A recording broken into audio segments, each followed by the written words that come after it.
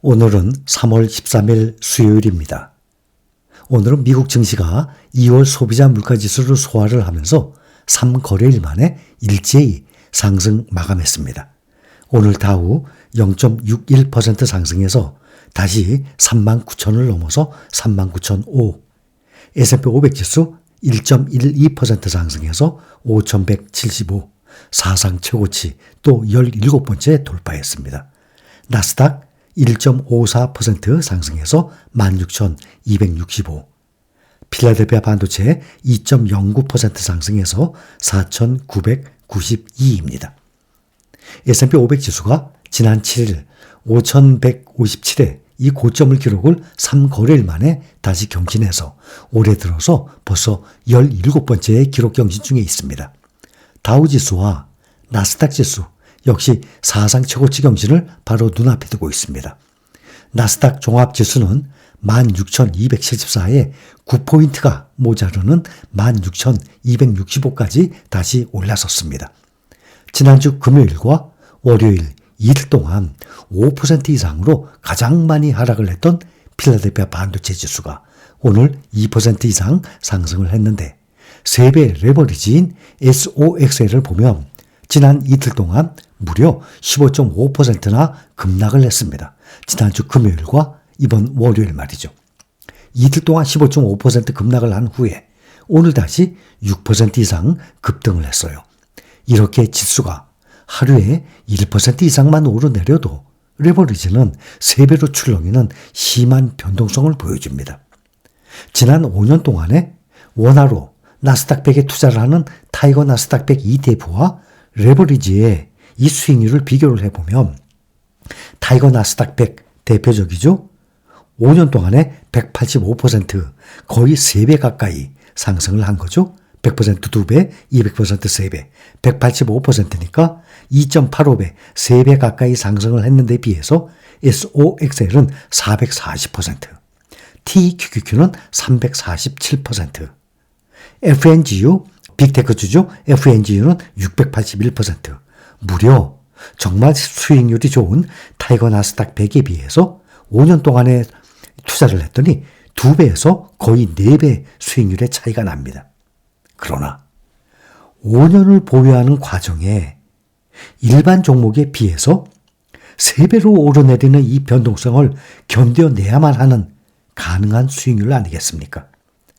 정말 마음 졸이면서 3배로 출렁이는 이 과정을 5년 동안 견뎌내야만 하는 것입니다. 2020년 코로나 때, 재작년 2022년 하락장에 TQQQ와 SOXL은 80에서 90%까지의 이 폭락을 이겨낼 수 있는 사람만 가능한 수익이에요.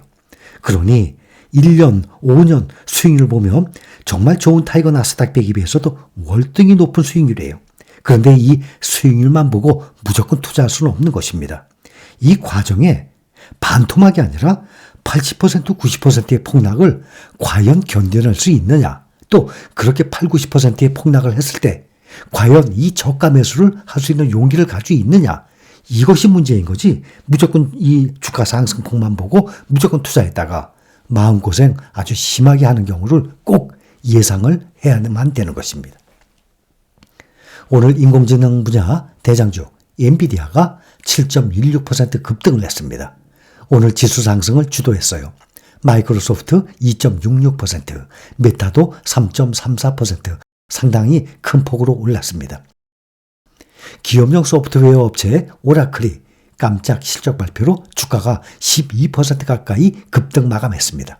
오라클은 AI 핵심 인프라인 클라우드 부문 매출이 50% 가까이 급증을 했다고 발표해서 이날 AI 테마주에 다시 불을 당겼습니다. 주요 기술주들은 인플레이션 강세에도 오라클 실적 호조 등으로 강세를 보였습니다. 엔비디아가 다시 반등한 점도 기술주 투자 심리 회복에 일조를 했어요. 엔비디아 주가 7% 이상 올라서 3거래일 만에 다시 상승을 했습니다. 지난 2거래일간 하락분 7%가량을 거의 되돌렸습니다.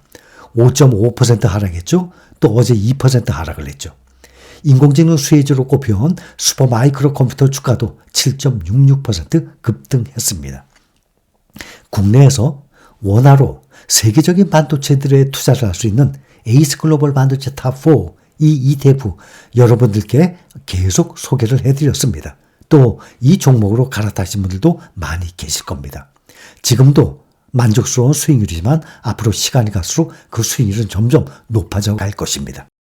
이 구성 종목들인 대만 파운드리 반도체 업체 TSMC 오늘 3.87% 상승했고 ASML은 2.29% 상승, 엔비디아 경쟁자 AMD는 2.2% 상승했습니다.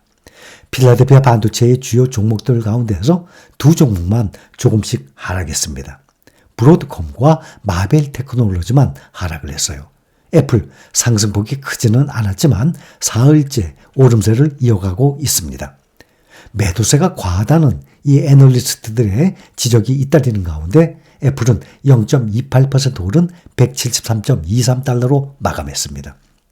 그러나 8일 이후 3일 연속 올랐음에도 불구하고 이 기간 동안 상승률은 2.5%에 그쳤습니다. 애널리스트들은 애플 낙폭이 과도하다면서도 이제 저가 매수를 노려볼 시기라고 판단하고 있습니다. 반면에 빅7 종목들 중에서 오늘은 테슬라만 하락했습니다. 나스닥이 1% 이상 상승을 했음에도 니콜라를 제외하고 미국의 전기차주들이 일제히 하락했습니다.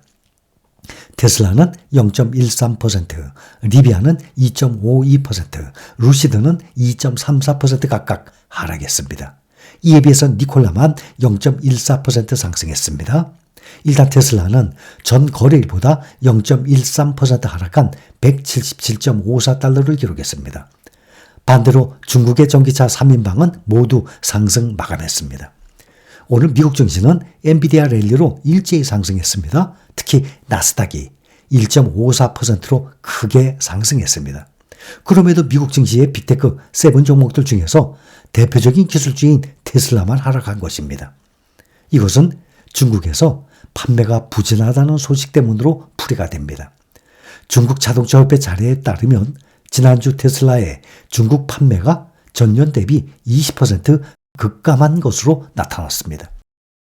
이에 따라서 테슬라는 엔비디아발 랠리에 다른 대형 기술주들의 대부분 상승을 했음에도 하락세를 면치 못한 것으로 보입니다. 빅7 종목들 중에서 올해 들어서 알파벳은 다시 플러스로 올라섰는데 애플과 테슬라만 아직까지 하락 중입니다. 애플은 올해 들어서 오늘까지 6.7% 하락 중이고 테슬라는 28.5%로 가장 크게 떨어져 있습니다. 애플은 올해 명암이 갈린 빅7 가운데 테슬라에 이어서 하락률 2위를 기록하고 있습니다. 올해 28% 넘게 폭락한 테슬라에 비하면 양호하기는 하지만 그동안 안정적인 주가를 자랑하던 애플이 올해 들어서 7% 가까이 하락 중에 있는 것입니다.